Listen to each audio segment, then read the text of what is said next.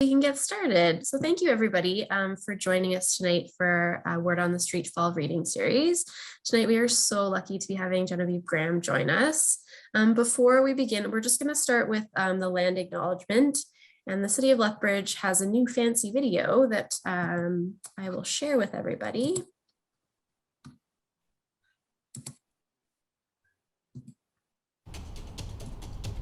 Okay. Okie. Okie. Okay. Okie. Okie and welcome. We acknowledge that we're gathered on the lands of the Blackfoot people of the Canadian Plains.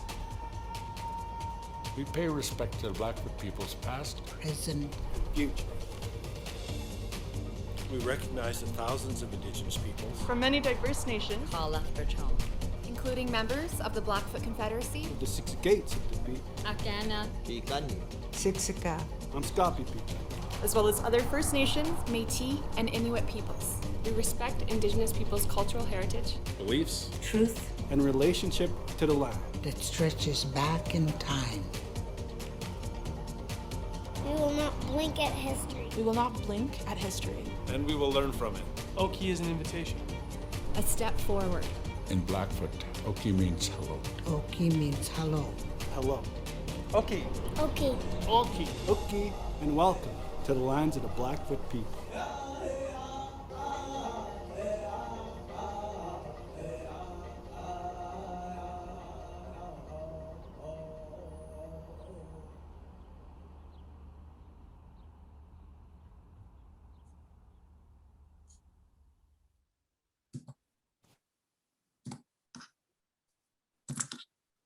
Oh, geez. Okay. I loved what they said in there. We will not blink at the future, at history. I love that. It's really nice, actually. It just came out like a few weeks ago, so we like to use it because it's really nice. Yeah. Genevieve Graham is the USA Today and #1 bestselling author of The Forgotten Home Child, Letters Across the Sea, Tides of Honor, Promises to Keep, Come From Away, and At the Mountain's Edge. Her latest novel, Bluebird, will be published in April of 2022. She is passionate about breathing life back into Canadian history through tales of love and adventure. She lives in Halifax, Nova Scotia. You can visit her at genevievegraham.com or on Twitter and Instagram at @GenGrahamAuthor. So thank you for joining us, Genevieve. Thank you so much for having me. It's great to be here. So Genevieve is graciously going to read from Letters Across the Sea. And if at any time you have a question that you want to ask, just pop it in the question and answer, and we will answer those throughout the night. So on to you, Genevieve. Thank you. And I wanted to just let you know, I'm here in Halifax, Nova Scotia, and we have a big storm happening. So I'm really hoping that my Wi-Fi doesn't stop. And if it does, that I don't stop it on a moment where I have a really funny facial expression. But hopefully we keep the Wi-Fi going.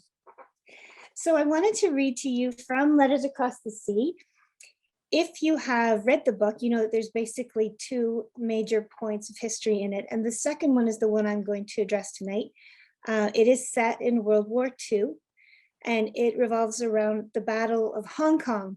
And the reason I wanted to read this to you is because this part is about when the Japanese attacked Hong Kong.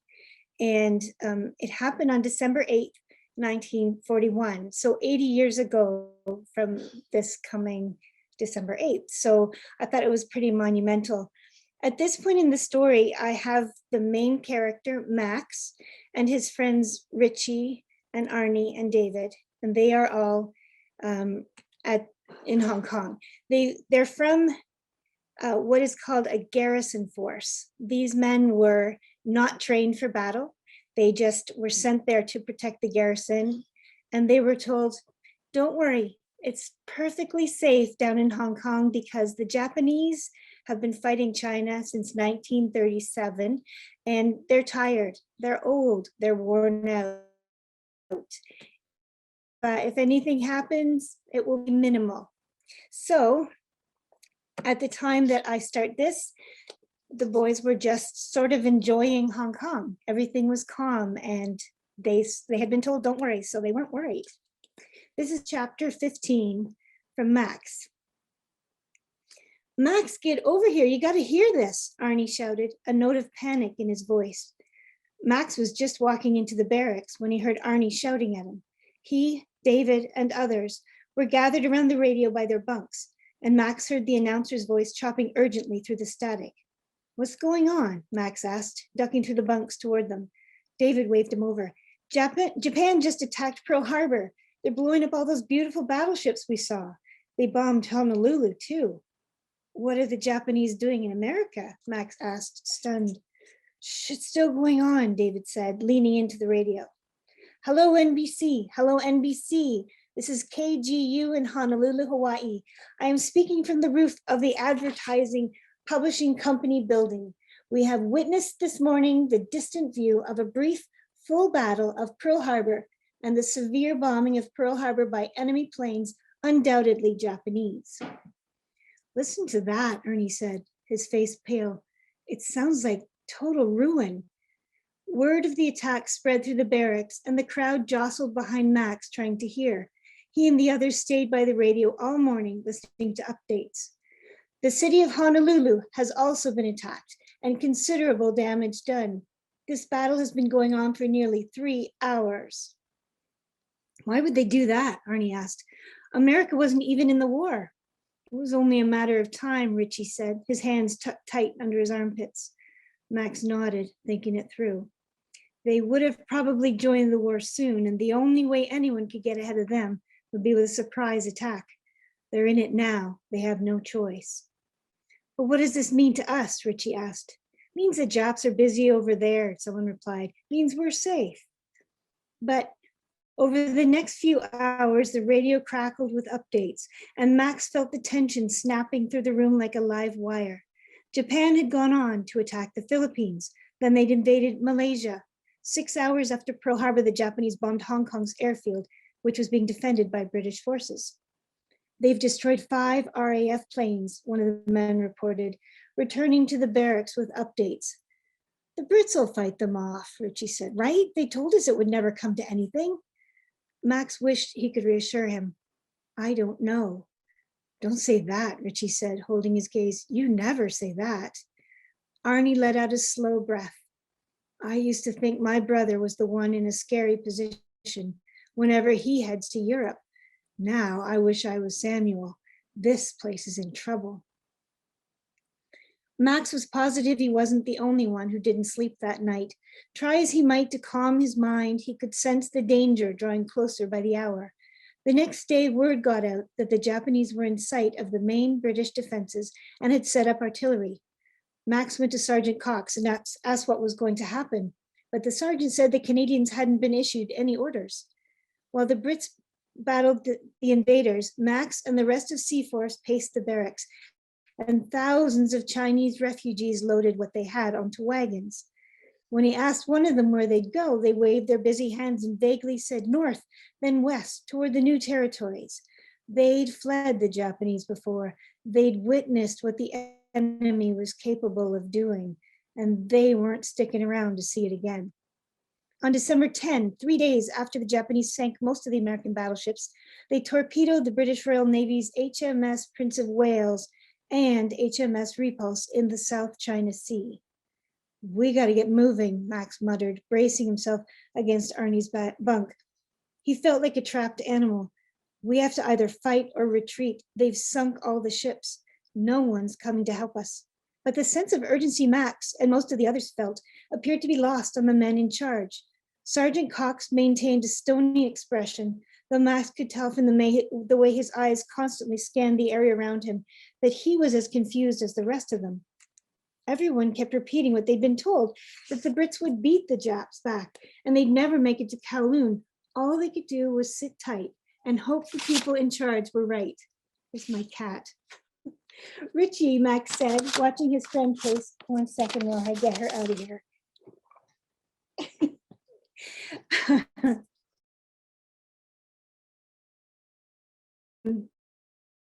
Said, watching his friend pace. Richie's hands opened and closed, and Max recognized the need to use them. Let's toss a ball. Without a word, Richie ducked under his cot and pulled out his glove, and they headed behind the barracks. We haven't done this in a while, Max said, pitching. The ball slapped into Richie's glove. Feels good, he said. After they'd thrown the ball back and forth a few times, Richie spoke up. You remember that incredible game against the Suns when we were 16? You were the best. We were, Max said, the two of us. Those were the days, weren't they? Richie didn't speak for a couple of pitches. Then he paused, holding the ball.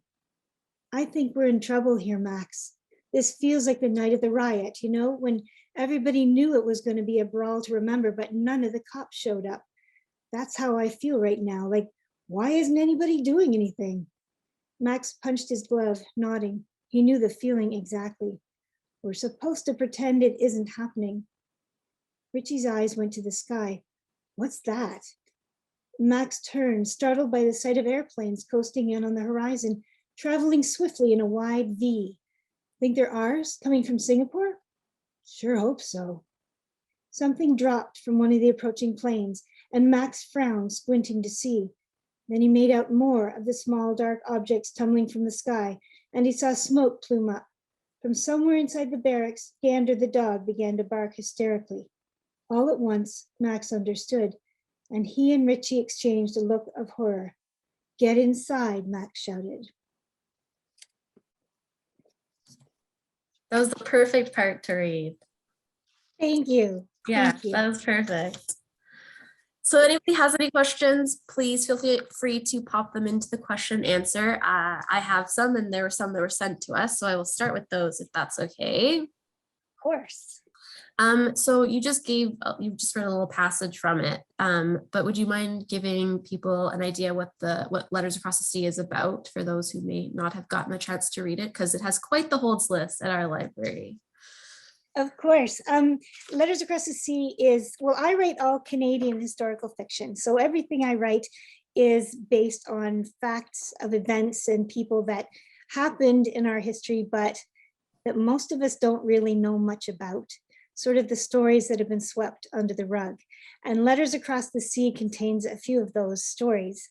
It begins in Toronto in 1933. And I had heard about the Christie Pitts riot when I was growing up, but I never knew what it was. And I had seen the plaque on the Christie Pitts riot ball field, but I never paid any attention. But when I was looking for the next Canadian story to write, I remembered the Christie Pitts riot, and I remembered that it was the largest ethnic riot in Canadian history. So I started to research. So in the summer of 1933, when Hitler had just become Chancellor of Germany in Japan in 1933 in January, everything that was happening in Germany was slowly trickling across the sea. As much as Hitler tried to keep it shielded inside Germany, a lot of it was trickling over. And it was feeding the hatred in cities like Toronto, which was a surprise to many there because it was at the time called Toronto the Good. So Toronto in 1933 was basically run by the Orangemen. It was a very strict Protestant group who did things like padlocking the swings on a Sunday so you couldn't go out and play. They were very strict, and they called themselves the Good because everything was proper, everything was done exactly right. But underneath all of this was a simmering hatred, anti-Semitism that was rising quickly through the city and beyond.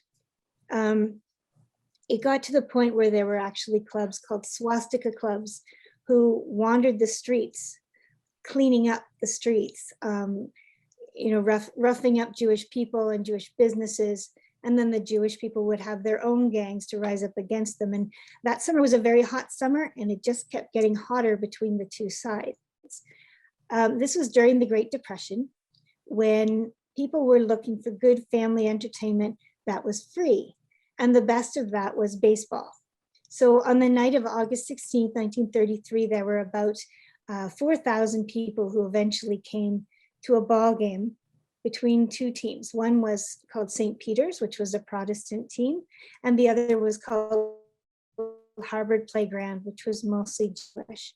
And they were having just a normal game, and people jeering and yelling, but nothing really big. But at the end of the game, somebody stood up with a banner with a huge swastika in the middle of it, and the crowd lost it. The ball players jumped over their benches with their bats. And this really scary part to me was that when they ran up into the crowds, the people there were already prepared for a brawl. They'd come with their sawed-off ball or baseball bats and brooms and bricks and everything they could bring. They already had it there with them, so everyone was expecting something to happen. It turned into a brawl of over 10,000 men in downtown Toronto for over 6 hours. Amazingly, very few people were hurt. I think there were like 10 small injuries reported. But that was sort of the height of the anti-Semite movement in Toronto. After that, things started to die down, not completely, but I knew that from there I had to move into World War II. And I love to write about Canadian military events. I should preface that I am not a historian. I slept through history class. I sort of learned about the War of 1812 and the Plains of Abraham and the fur trade, but there are so many parts of Canadian history that I knew nothing about. And part of that was Canadian military events. And so I like to write about those because there are a lot of stories told about the British and the American fighters that were over there, but there's very little said about the Canadians.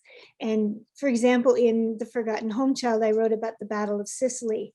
And the really neat part of that is they never mentioned the Canadians in the battle, but we were there right in the middle. And in the German notes, they had written down that the guys they were really worried about were the Canadian snipers, that they were the ones, the best trained and the most to be feared. Anyway, that was in The Forgotten Home Child. But for this one, I wanted to write about something I knew nothing about, and that was the Pacific Theater. I didn't know if there was anything that included Canadians over in Japan. Imagine my surprise when I discovered the Battle of Hong Kong, which was a story of, well, you heard the beginning of it, but the British needed more troops to come and protect the garrison of Hong Kong because most of their men were being sent to Europe. And so they asked Canada to send them some men, and they sent over 1,985 young men from the Winnipeg Grenadiers and the Royal Rifles, who were New Brunswick and Quebec. And they sent them over here with the promise that nothing was going to happen. As I mentioned earlier, they were told that there was nothing to worry about. Garrison duty means the guys were trained to do parades, and go to ceremonies and march around and do those things, not to fight. And later in the book, Arnie says he doesn't know how to even throw a grenade. And it was true, they weren't trained in that. They weren't trained in any of this. And so when the battle happened, after what I just read, they moved the Canadians and some Indian units as well into the island of Hong Kong, where they fought in guerrilla warfare basically for 3 weeks. It culminated on Christmas Day, 1941, where they all fought in Stanley, which was in the south end of the island of Hong Kong. And while the Canadians say they never surrendered, the British did, and the battle ended there. Over the duration of the battle, about 260 men died. And some have said that they were the lucky ones, because after that, every single man that was still there was taken as a POW.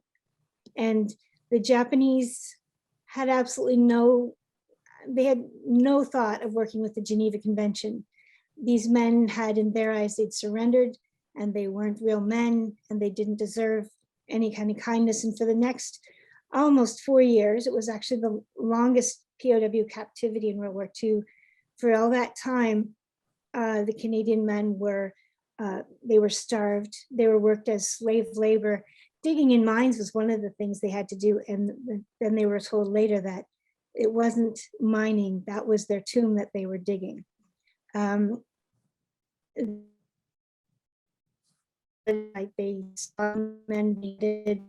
And when they finally were freed in 1945, they came back to Canada, and nobody nobody even paid any attention to them. It was sort of swept under the carpet there. So it was learning about these men was extremely emotional for me. It's such an incredible story that we need to learn. And that's what I love about what I get to do with this, is I get to explore these stories that Canadians really should know about, that we aren't taught. So that's basically Letters Across the Sea in a very big nutshell. Wow. To go along with that, like your books are so well researched, like there's so much information about it, so many things, like so much history that we don't know so much about. So when you go about writing, do you discover something in history and that's sort of what points you towards what you're going to write, or do you have an idea in your mind? Like how do you include that history in what you're writing? Well, I usually know what I want to write about. Well, I do know what I want to write basically, and I will pick a subject. Like my first book was about the Halifax explosion because I'd never heard of it before, and I wanted to study that. And basically, what I do with research is I start with what I see as a black and white snapshot of that moment in time. And a black and white photo it's not emotional. It's something that's distant and in the past. And the way to bring that to life is by colorizing that photo. So I colorize the photo in my head by researching the little tiny details. And I will learn everything from the basics of the politics and fashion and food and everything that's going on that way, down to the particulars of, what kind of tea did they drink and where did they buy it, to the point where if I'm walking down the street in my mind with one of my characters, I need to see what the street looks like and what the actual road is made of. I want to see the stores in my mind, so I need to research what they look like and what's in the windows and how much those cost and what are they used for, and every little detail, because the more research I can do, the more I understand the people and the more the characters are able to live their lives. Because to me, they become real people. Yeah, like I definitely, like you felt like you were in that time period. So it was really, all those details really add to it. So it's really important. I think it's really important that I feel like it's a responsibility of historical fiction authors to bring people into that time period, and the idea of writing historical fiction is to introduce people to this moment in history, but to help them remember it through emotion and fictional characters. And it's just so important that you create such a believable cast of characters that you become friends with them or enemies with them. And you have to know them so well that when it's over, you are still going to remember the history. I have a terrible metaphor for that. That is, if you see a car crash, you're going to remember it for a couple of days. But if you know someone in that car crash, you're never going to forget it. And that's how I kind of look at these moments, how to bring them back. That's really powerful. So another thing that, when I was reading this, you write a lot about the atrocities that occurred in the war, and the treatment sort of the POWs. How was that for you to write? A lot of this stuff is difficult to write. It's difficult to research and write and edit and read again. It's the hardest part started for me when a few years ago when I wrote The Forgotten Home Child, and I had to relive all of those horrible stories. But when I got to Letters Across the Sea, it was even more violent. It was very upsetting. There was actually one battle that I mentioned at St. Stephen's that I didn't write a lot about it because I've never felt such a consuming grief as I did when I read about what happened at St. Stephen's on Christmas Day.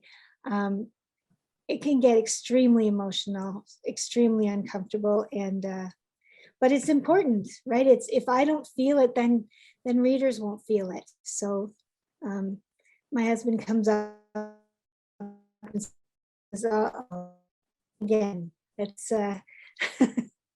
hopefully it works. If I remember it, if I'm upset, then it will touch you as well."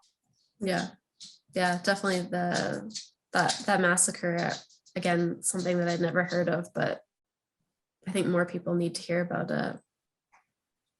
It was, there were a lot more details that I left out that Yeah, were, I can imagine. Yeah. and I watched a video that talked about it. Some of the veterans that were there were talking about it, and that was very moving. There's a YouTube video called Savage Christmas, December 1941, I think. And in it, there's two veterans from that come back. And one of them was at St. Stephen's. He was wounded and he was in the hospital there when the Japanese came in and started to kill the patients and the doctors and the nurses.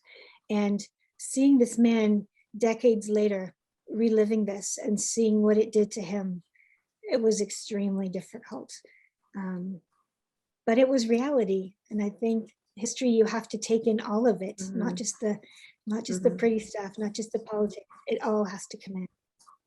Yeah, I think that's what I think I take most, especially reading books like yours, where it's so, it might be a fictional, historical fiction, but it's so real, and it's important that we remember all the bad stuff that happened, right? So it's really appreciated in the scheme of it.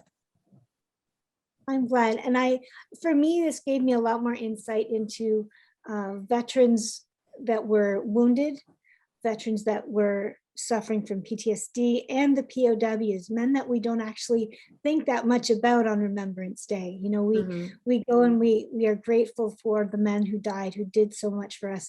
But there are so many invisible men and women from over there that we don't think about. And it changed the way I look at Remembrance Day and every other day when I read about what they did, what they went through.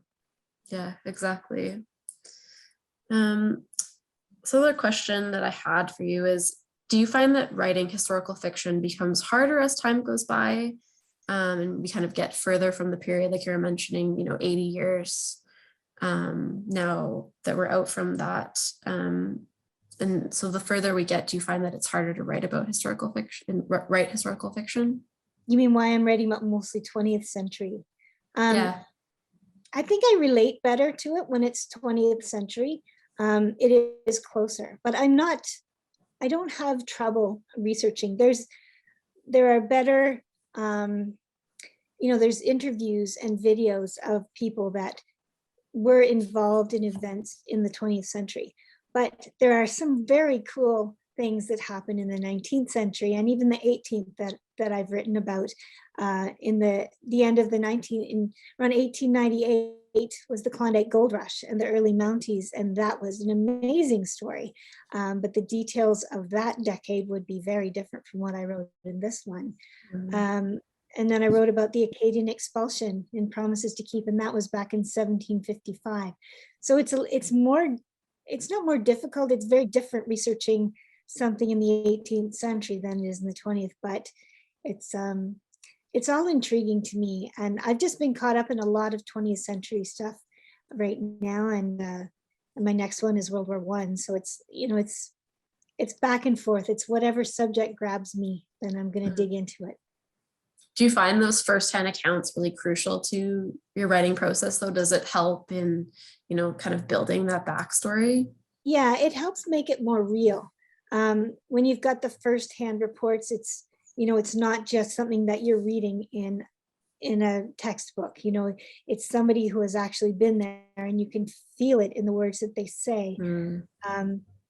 When I wrote The Forgotten Home Child, I did a survey of all the people, all the descendants of these children, and I asked them what they remembered about the children, and they would write back, emotional accounts of what they remembered and things. And out of the 200 survey responses that I got, I was able to combine all those basically firsthand answers and create actual characters out of what really happened. And that all came because I was using, firsthand sources. They might have been grandchildren, but these are people that knew everything about the children. So yeah, it definitely helps to work with some. I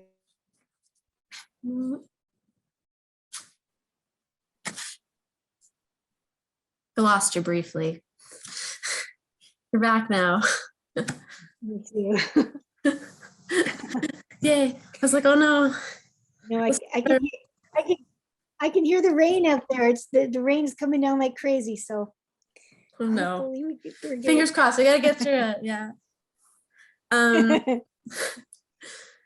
Do you also find that as a writer of historical fiction, do you feel any pressure to make sure that ignored aspects of history are sort of brought more to a mainstream attention? Yeah. And I think with all of mine, I've been doing that because I haven't written about the things I remember from high school, the War of 1812 and the fur trade. I've been writing things that I know nothing about. The reason that I get into these subjects is because I want to teach me. If I don't know about it, this is how I learn. And when I'm writing and researching, I see it kind of like a film in my head, and I can learn that way. And writing it for other people was just something that was very fortunate that worked out. But for me, it's learning firsthand, and there's a lot of uncovered or stories that I need to uncover that I will get to eventually. Yeah, I'm sure there's lots of stories that you got percolating in the back of your mind that you wanna, yeah. Yes. Did you find that all of your characters in Letters Across the Sea ended up originally where you had planned? Or did they sort of take a different process as you were adding in, more details of the historical, instances? My stories move around a lot. I'm not very organized. I sort of have a plot when I start, and my editor, if she's watching or anything, she'll be laughing her head off because I sort of have an outline, and I work with the research and with the history to make it go forward. But yes, things change quite often, and they go in all different directions from what I planned. And I will, because I'm not organized, I end up writing far more than I need to, but it may not all be included in the book, but I do believe it's something that I needed to learn. So I think there was a reason that I felt I had to write it, but it may not all end up in the story. How long do you usually spend on the research aspect of it? Just because yours is so detailed. Well, my book, I write a book a year, which I know is crazy, but it's just something I feel driven to do. And I write my creative and my fiction and my research are sort of hand in hand. So I will start with the research, and that introduces me to the characters and what's going on. But from there, the characters sort of tell me what they need. I mentioned the street, walking down the street. If I am, my character is going to ask me, what am I seeing? And that's when I have to dive into the research and fill in the blanks for them. So it goes hand in hand. And the books take a few months to write, but it's equal portions, creative and research. Have you, in all of the books that you've written, has there been a time period that you've liked to write most about? Not really. I have enjoyed the World War I and World War II. It seems World War II has a huge popularity with the authors now, and I hear some people saying there's too much World War II historical fiction, but I can't even understand how those words can go together. I love reading about these different stories. There are so many that can be told from all different countries, all different personalities. I do love writing about that time period, but I've just recently been doing the World War I period and following into the 20s, and that was a lot of fun too. So no, there's not one in particular. It just comes down to the story itself. Yeah. You got to write about Toronto sort of in that time period, which I found personally interesting because that's where I'm from. I know that's where you're from originally as well, right? How did you find, and I mean, some of the places still exist, and I find that part really interesting just because I can kind of put places, I mean, obviously it's changed so much, but there's still aspects of it that exist. But I was just wondering how you felt to sort of dive into a history of a city that you know. I love doing that. It was really fun.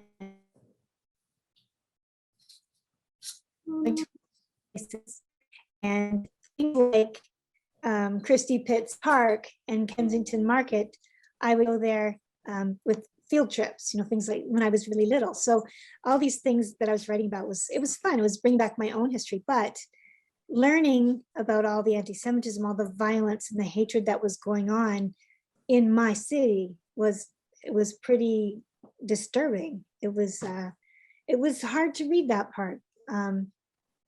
My dad was born in Toronto in 1936, so 3 years after all this happened, and it was very disturbing that way. So, but I do like talking about specific areas, specific streets and stores and everything. I may change some of the names, but I like to do that. I did that with Tides of Honor in Halifax too, when I first moved here, and I was walking all these new streets, and then the people out here would read the book and go, I know exactly where your character is standing. And I find that really fun. Yeah, that's exactly it. When I was reading it, I was like, oh my goodness, I know exactly where that is. Yeah.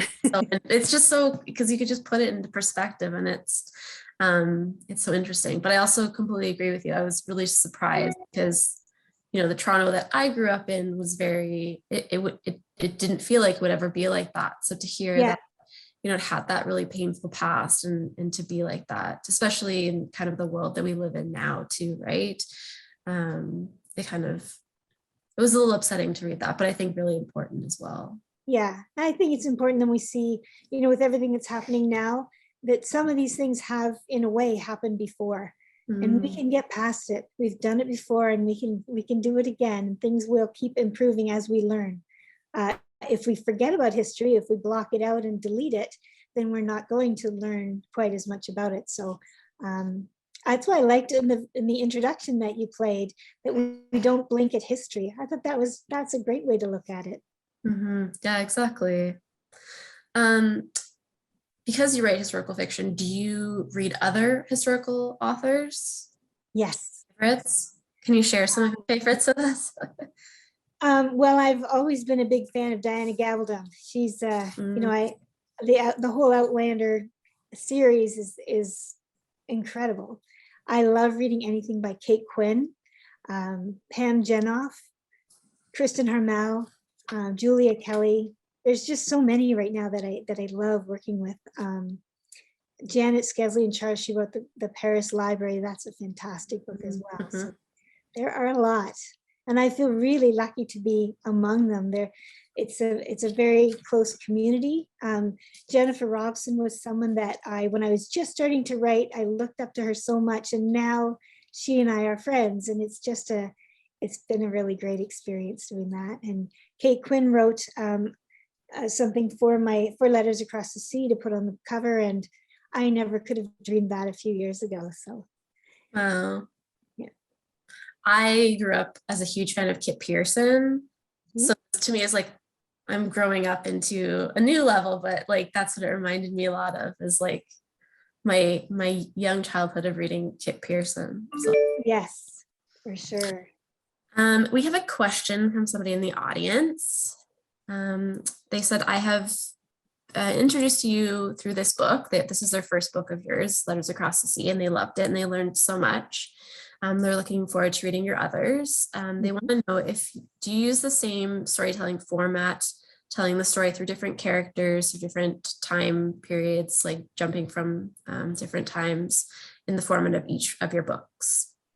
With the dual timelines, the present tense and the past tense, I don't do that with every book, no.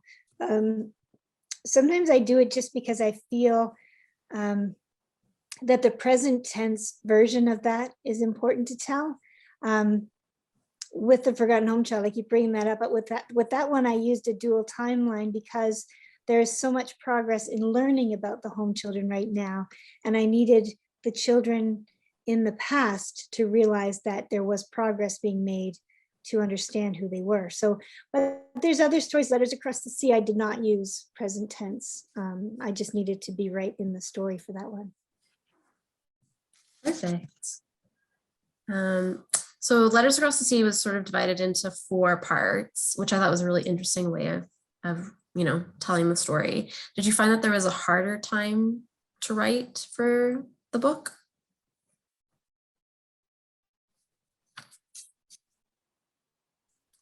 Oh no. Not. Oh, okay, you're back. Not too much. We keep cutting in and out. Yeah. I'll just wait. I don't think there was a harder part. I think each part is difficult in its own way. I love research and I love characters. I love dialogue and describing what's happening, but I am not very good at plot. So it all ends up being difficult at some point for me, but it all works out.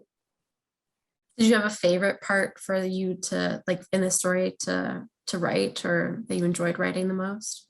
I loved writing about, well, this is a spoiler, but I love the reunion. I love when they find each other again after so long. And I always like moments like that where, I mean, I will always write a happy or at least a hopeful ending. Some of these stories, you can't have a happy ending. The Acadian expulsion, it could not be a happy ending, but at least uplifting in a way.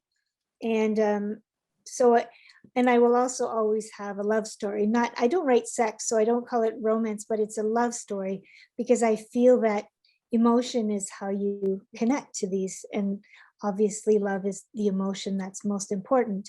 So I will always have a love story in there. And if there's a part where I am able to separate the characters from one another and bring them back together, that's usually a favorite part of mine. Oh, that's definitely, Jonathan and I, we both read it together, and he was a little bit ahead of me when he was reading it. And I was like, that was the part that we both, were like, we want the ending, right? Like that's right. Want, it puts it just, wraps it up. But that's one thing that I was going to compliment you on is I find the romance believable, right? Like you feel that connection to the character. And I think it's because you put so much work into the characters themselves. So you just feel that love. Well, and I think that the easiest thing to do in the world for writers is to write a caricature of somebody. So if I want to write somebody truly evil, that's just really easy. It's also really cheating because unless you're a psychopath, nobody is truly evil. There's a reason behind who you are and what you are. And that's the same with all the people that every character has a backstory and they have a reason for what they're doing. And that's what makes them believable because we all have backstories and it makes them human. Oh, I really like they're not one or two dimensional. They are as real as we are in my mind. It has to be that way. Nice. So we have a few more questions from the audience. James said the reunion scene was wonderful. It was so touching to see Molly and Max back together. It felt like Ian was a good match, but there always seemed to be something off about him. Is that what you're sort of alluding to? I think with Ian, and so many people have said, oh, poor Ian, but I think they were the best of friends. And I think they were trying to make something of it that it wasn't. And I like to think Ian went on and had a very happy life and met the right girl, but it just wasn't meant to be. Yeah, it's funny. Jonathan and I were talking about that too, because we're like, from the very moment when he's first introduced by his mother, that first initial thing, I was like, I don't think I'm supposed to like him. Well, it changes too. It changes because when I first wrote him, I had all different thoughts for him. I thought he was a real cad. I thought he was going to cheat on her and he was going to do all these horrible things. And then I thought, well, then why would she like him? She's a smart girl. She wouldn't pick a guy like that. She'd see right through it. So I had to really think about who he was and who she would fall for. And Ian ended up being a super guy, I thought. And he treated her as a best friend, I thought. Yeah, exactly. The person that she needed in that time, right? Yeah. We have another question from an audience member. They were wondering if you have a favorite of any of your books that you've written so far. I don't. They are all my babies, and it is hard to tell them apart. But I feel that they all feel different. This gives me a perfect opportunity to tell you about the next book. Because perfect. That's one of my questions. So yeah, because this one may end up being my favorite. I'm not sure. It's very different from the others, and I really love it. It's called Bluebird, and Bluebird starts during World War I.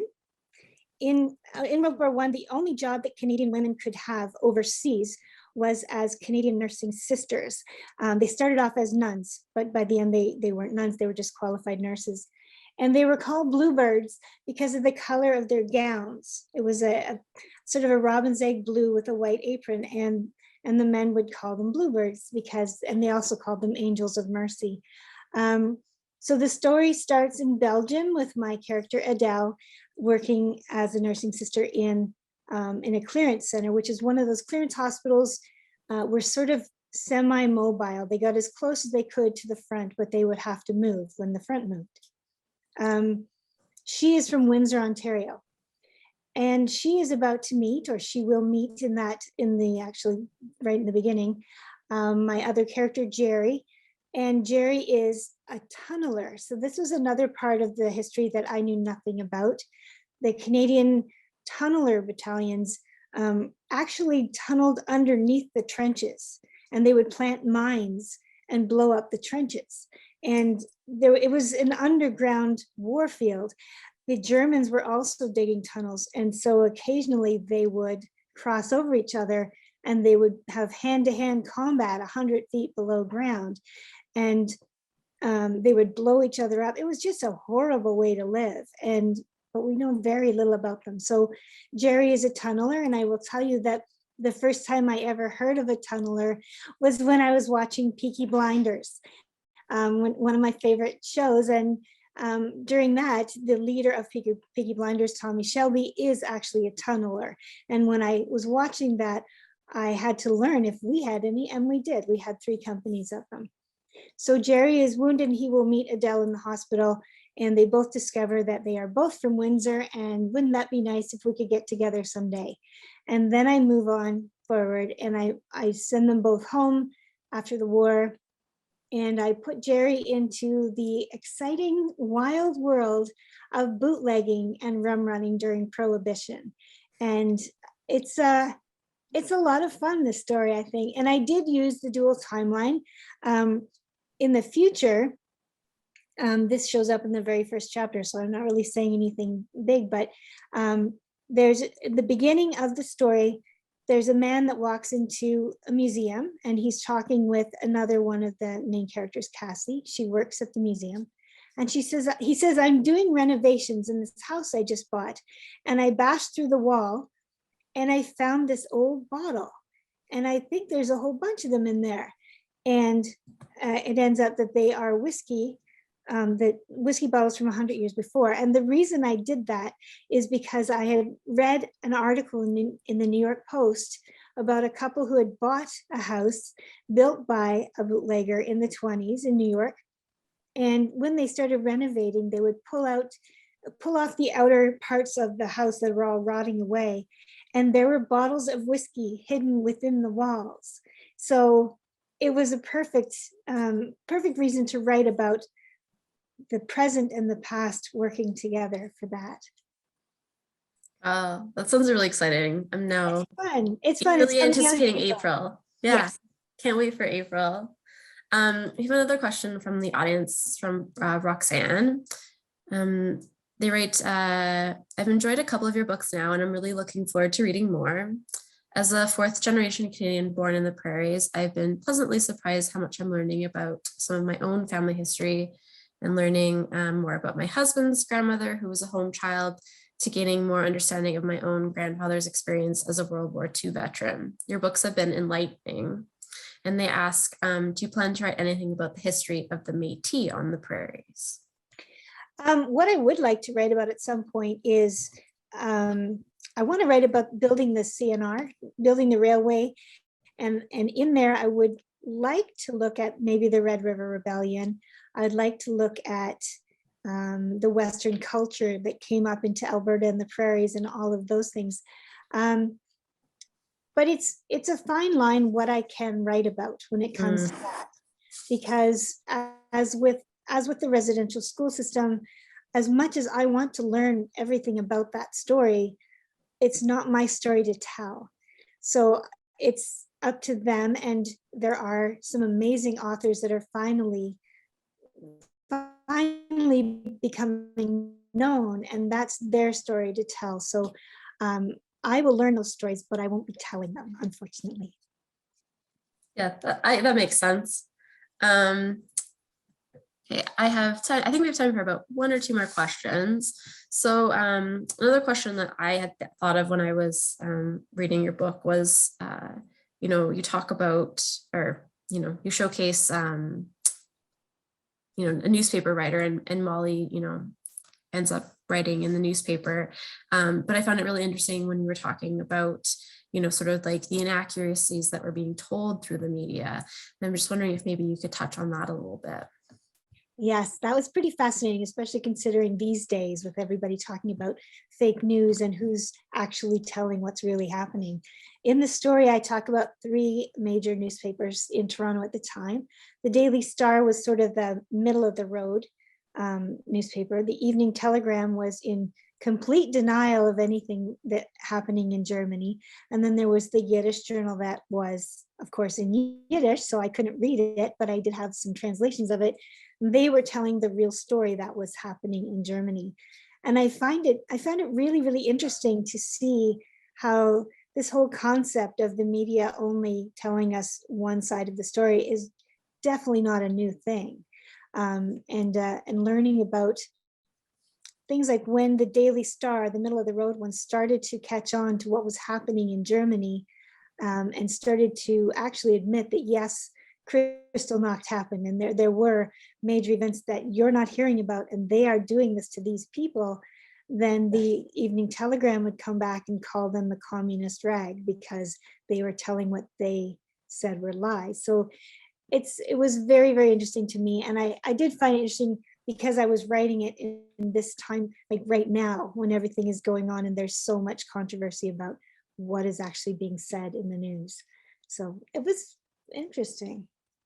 I found it really interesting too to have that you made Molly be a writer, and to publish stuff in the newspaper, because at that time period, it would have been very seldom for a woman to have a job like that. Yes, and she was definitely she was an exaggerated version of how women were growing at that time. But there were some. There was Ria Kleiman. I wrote about her, and she was an amazing reporter. She was Jewish, and yet she went to Nazi conventions to report on them. She was incredibly brave, and she went to Poland, and she reported on the Holodomor, the starvation that was happening in Poland, and she was kicked out of there by the Russians. She was amazingly brave, and so Molly was sort of a small version of that. Yeah, I really enjoyed it. I love having strong female characters. I think it's really important to the story. And it is hard to find them in some of these older, obviously, because we didn't have as much say, but they came through, and they were strong all the way through, and we just need to recognize them. Yeah, exactly. Well, especially when standing up for what you believe in and not just, pandering to what the media was telling them at that time as well, right? Yeah. Somebody else has a question. They're wondering if was it impossible for a Jewish Protestant marriage to even take place in Toronto during the 1930s? It was next to impossible. It was very, very frowned upon. It's definitely a Romeo and Juliet kind of story. I didn't actually understand that at the very beginning. When I started to write it, I knew one was Protestant, one was Jewish, and that they were in love with each other, and they were best friends as well. But the more I researched, the more I realized this is a very tough situation to have them falling in love. Socially, it wasn't accepted. Religiously, it wasn't accepted. It's still very difficult. And at one point, I talked about maybe she would become Jewish, she would learn, but even that is very, very difficult. And I spoke with with some of my Jewish friends, and I would ask them, how reasonable would it be for this to happen? And they all said, especially in that time period, it was very, very rare.